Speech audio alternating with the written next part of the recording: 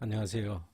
어, 이번 겨울 방학 동안에 제가 이제 전자기사와 전기기사 관련한 강의를 하고자 합니다.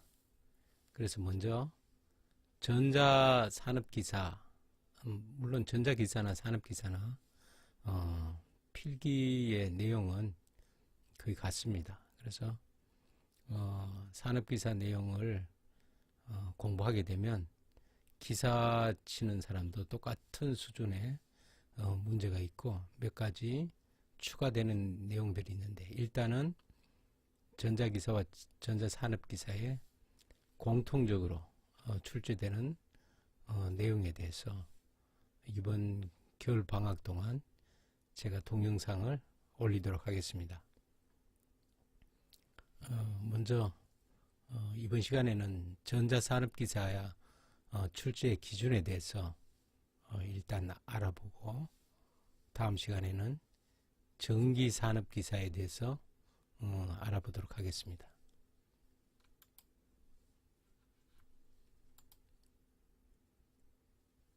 자, 전자기사는 한국산업인력공단에서 시행을 합니다. 자, 시험 과목은 전자회로, 전자계약 및 회로 이론, 전자계산기 일반, 전자개척, 이렇게 네 과목의 시험을 봅니다. 각 과목당 20문제의 문항수가 있고요. 여기서 이제 평균 60점이 돼야 됩니다. 평균 60점. 그런데 이제 여기에 뭐냐면 과락이라는 게 있어요. 과락이라는 게. 그 각 과목마다 40%를 맞히지 못하면 40% 미만일 때는 이제 과락이 되는 거죠. 그래서 평균이 60점이 넘더라도 어느 한 과목이라도 미만이 되면 이제 과락이 됩니다. 그래서 이런 내용들은 이제 큐넷에 있습니다. 큐넷. 큐넷은 여러분 여기 보시면 이 큐넷이 있어요. 큐넷. 큐넷을 치게 되면 q-net.or.kr 들어가게 되면 여기 자격증 관련한 내용이 나오고요. 이제 2019년도 기술 자격 검정 시행 공고가 지금 나왔네요. 여기서 전자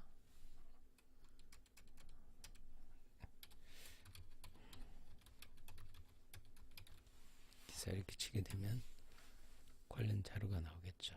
여기 지금 기본 정보들이 이렇게 나옵니다.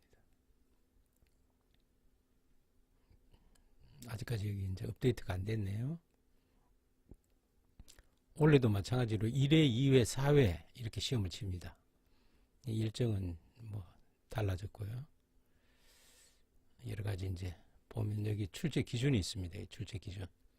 지금 요 출제 기준을 제가 다운로드해서 여러분한테 지금 알려드리는 겁니다. 이게 2019년 그러니까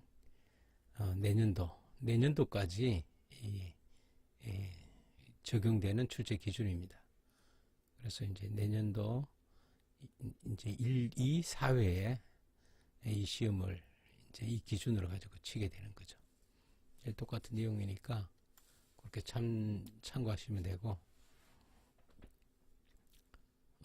실기는 이제 작업형 이 실기가 있고 전자회로 설계 및 계측 작업이 되겠습니다. 이런 실기도 마찬가지로 60점 이상이고요. 여기는 뭐 과락이라든가 이런 것은 없습니다. 그래서 보시면 이제 전자회로, 전기자계약 및 회로 이론, 전자계산기 일반, 전자개척 이렇게 되어 있는데, 자, 분량이 가장 많은 것이 바로 이제 전기자계약 및 회로 이론입니다. 회로 이론. 그래서 전자기사를 한다면 전기자계약 및 회로 이론을 제외하고 나머지는 크게 뭐 전자적인 기초 지식과 공부만 하게 되면 특별한 문제가 없습니다. 충분히 공부를 하게 되면 되고 공부할 양도 그리 많지 않습니다. 요 세 과목은 공부할 양이 그리 많지 않은데 여기 지금 전기자기학 및 회로 이론은 요 과목만 공부하는 것이 이 세 과목 공부하는 양만큼 공부를 해야 사실은 제대로 알 수 있습니다. 그만큼 범위가 넓습니다. 그리고 어렵습니다. 그래서 자격증을 따겠다 하면 어떻게 하냐면 이 과목을 제외한 나머지 과목들은 완벽하게 소화하게 되면 이 과목은 이제 과락만 면하게 되고 나머지 세 과목을 한 80점 이상을 맞게 되면 무난히 자격증을 딸 수 있습니다. 그래서 일단 이 전자회로와 전자계산 일반, 전자계측 이 세 가지는 전자과 나온 사람이면 어렵지 않게 공부를 할 수 있습니다. 그래서 공부만 하면 되죠. 이해하고 공부하면 됩니다. 자기학하고 회로 이론은 조금 이제 약간 어려울 수가 있어요. 어려울 수가 있으니까 이 부분은 목표를 이제 과락을 면한다. 그런 목표로 이제 공부를 하고 나머지 세 개 과목은 내가 80점 이상을 맞겠다. 이런 각오로 공부를 하게 되면 충분히 평균 60점 넘는 점수로 합격을 할 수가 있습니다. 그래서 이 전자회로 회로 이론 이 순서로 할 거고요. 전자계산기 일반은 제가 이미 그 강의를 올려놨는데 크게 어렵지 않습니다. 그래서 원리적으로 좀 이해 못한 분들을 위해서는 제가 다시 한번 어려운 부분에 대해서는 따로 이제 강의를 한번 할 계획입니다. 하여튼 순서는 전자회로부터 강의를 할 거고요. 전기자기학 및 회로 이론은 여기 전기기사도 동일하게 있습니다. 이 전기기사에서는 전기자기학이 한 과목, 회로 이론이 한 과목 이렇게 따로 되어 있어요. 두 과목입니다. 두 과목으로 나오기 때문에 이 부분에 대한 강의도 진행을 할 겁니다. 자, 한번 봅시다. 전자회로는 그 뭐가 나오느냐? 자, 20문제 중에 이 전원회로에 대해서 나옵니다. 전원회로, 반파정류회로, 전파정류회로, 배전압정류회로 이런 기본 구성 및 특징, 평활회로 정류한 다음에 평활하죠. 콘덴서나 코일을 이용해서 그 회로들이 나오게 되고 정폭회로에는 이제 반도체의 구조와 특징, 그 다음에 BJT 회로의 구성과 특징, 트랜지스터를 얘기하는 거죠. 이제 H정수 모델, H 파라미터, HFE, HOE 관련한 것. 그 소신호 정폭기, 소신호는 적은 신호를 정폭하는 용도죠. 안정도 있게 정폭을 해야 되는 거고. FET를 이용한 정폭기, FET 회로. 그 다음에 괴한 정폭회로. 물론 소신호 정폭회에서 부괴한을 하게 되죠. 그래서 부괴한 장단점, 안정화를 시키기 위해서 하는 거죠.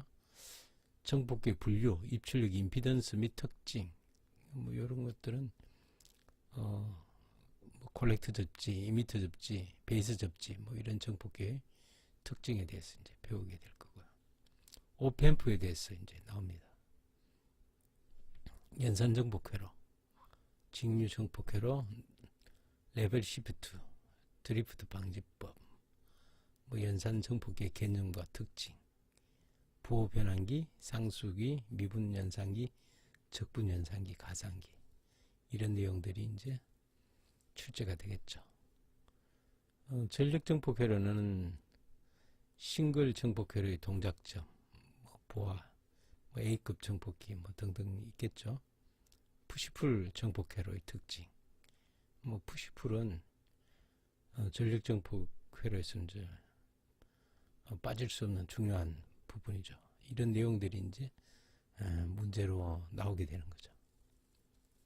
그 다음에 이제 발진회로, 발진회로, 변조 및 복조, 폴스 회로, 이런 부분에 대해서도 기존에 이제 강의되어 있는 내용을 제외하고 새로운 사항이 있으면 문제를 중심으로 이제 알아보도록 하겠습니다. 그 다음에 전기 자기학 및 회로 이론은 참 내용이 엄청 많습니다.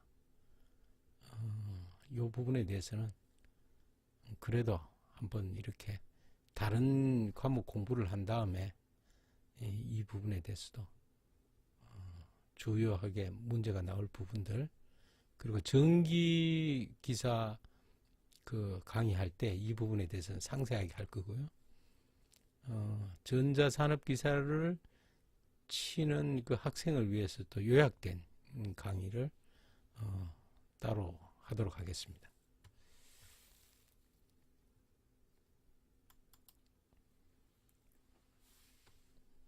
자, 이거는 이제 내용이 많습니다. 진공중, 뭐 도체계 여러 가지, 정전 용량, 뭐 콘덴서 이런 거는 이제 배웠죠. 유전체에 대한 내용들, 유전체. 콘덴서 안에 들어있는 그 절연체가 유전체죠.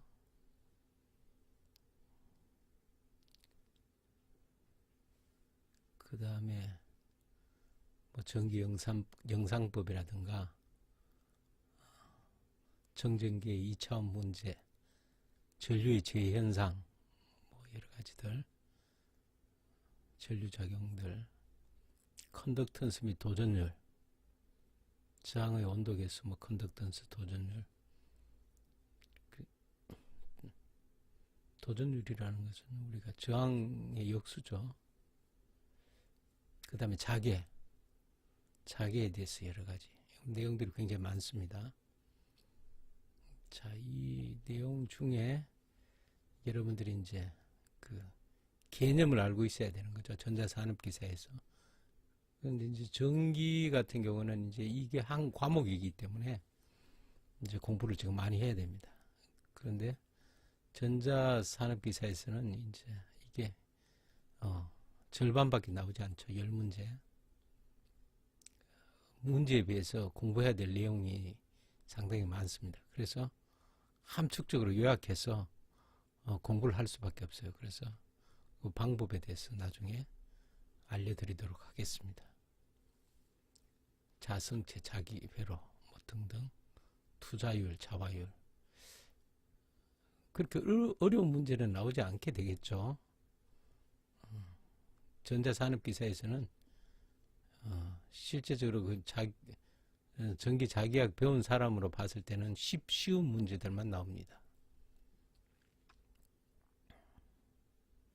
뭐 자기회로, 연구자서, 전자유도, 자기유도, 상호유도, 이런 유도 현상에 대해서는 알아두면 굉장히 좋죠.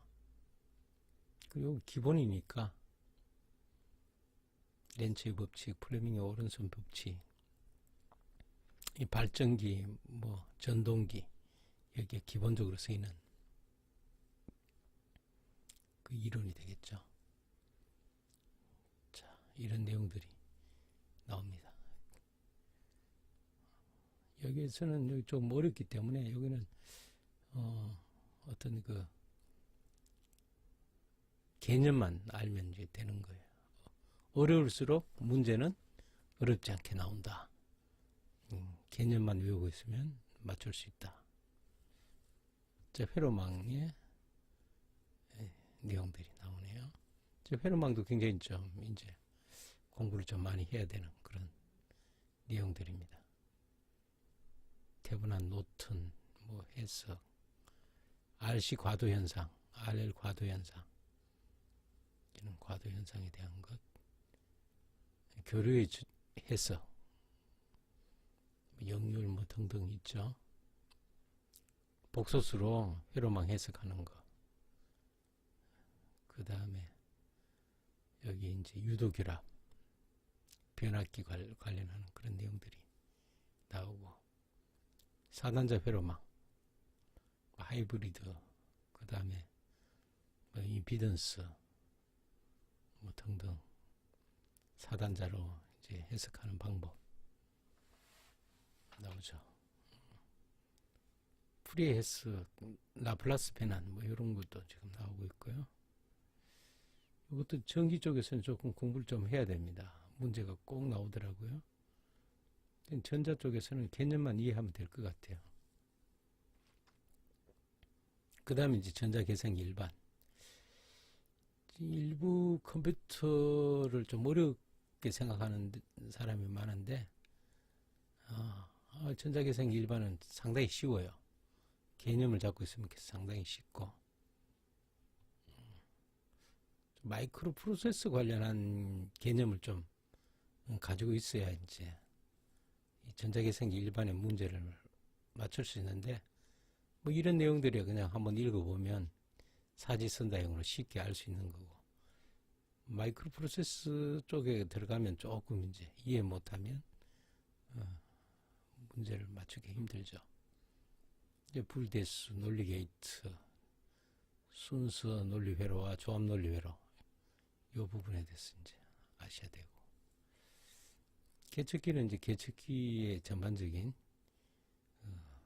계측기를 다룰 수 있어야 되죠. 각각 측정하는 방법들, 이런 법들을 이제 공부를 하면 됩니다. 자, 그래서 전자산업기사는 여기 보면 실기는 어떻게 하는지, 회로를 조립하기 위한 기본 단계인 회로 스케치를 할 수 있다. 회로 스케치라는 것은 뭐냐면, 기존에 이제 회로가 그 조립된 기판이 있으면 그 기판을 보고 회로를 그리는 거죠. 그걸 직접 이제 제작하고, 발진기와 정폭기 이렇게 연결돼 갖고 만들어지겠죠. 정전압 회로 뭐 이런 것들, 보아율 맥동률을 측정할 수 있다.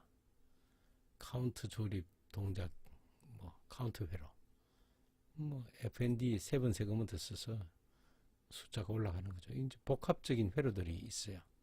그런 회로들이 조립해서 동작시키는데, 일단 필기만 붙으면 이제 2년 동안 실기를 칠 수 있으니까 천천히 이제 공부를 하시면 됩니다. 자, 2019년 정기 검정 시행 일정인데, 여기 보면 이제 전자기사 같은 경우는 전자산업기사는 1회, 2회, 4회 이렇게 칩니다. 전기는 1회, 2회, 3회 시험이 있고요. 그래서 1회, 2회, 4회인데, 여러분들이 이제 4회 때 이제 지금 공부하면 이번 겨울 방학 동안 공부해서 또 2학년 돼서 또 수업을 듣고 4회에 이제 본격적으로 자격증을 취득하는 실력을 갖춘다, 이런 목표를 가져야 돼요. 근데 이제 자격증도 이제 처음 치는 사람 같은 경우는 한번 경험이 있어야 되겠죠, 그죠? 뭐 처음 좀 당황해서 또 제 실력을 발휘 못할 수도 있으니까 1회나 2회 때 한번 그냥 쳐보는 거죠. 아, 이렇게 시험 문제에 나오는구나. 사전에 이제 그 유형을 분석하기 위해서 치는데, 보시게 되면 이제 필기 시험 일정이 4월 27일 날 쳐요. 그럼 이때가 이제 중간고사 시기예요. 아주 안 좋죠, 2회는. 어차피 붙을 생각이 없으니까 어떻게 시험 나오는지 사전에 이제 시험 먼저 쳐본다는 생각으로 우리 겨울 방학 내내 이제 공부를 한 다음에 3월 3일 날 시험을 한번 쳐보는 것도 좋은 것 같아요. 그래서 1월 말에 원서 접수 내고 3월 달에 한번 쳐보고, 이런 시험 문제가 나오구나 알고 1학기 공부를 열심히 하시고, 아마 붙기는 힘들 겁니다. 그래서 2회는 여기 뭐 중간고사하고 걸려 있으니까 아무리 그래도 공부를 좀 하고 시험을 집중을 해야 되는데, 학교 시험에 집중해야 되겠죠. 그러니까 1회를 한번 쳐보세요. 그리고 4회에 이제 2학기 시험을 치는 그 10월 11일 날 시험 치니까 그게 맞춰갖고 목표를 잡고 공부를 하시면 될 겁니다. 그때까지 여러 가지 강의를 제가 많이 올려놓을 테니까 여러분들한테 제가 뭐 이제까지 한 10몇 개의 자격증을 가지고 있는데 제가 알고 있는 노하우를 100% 여러분들한테 전하도록 하겠습니다. 자, 감사합니다.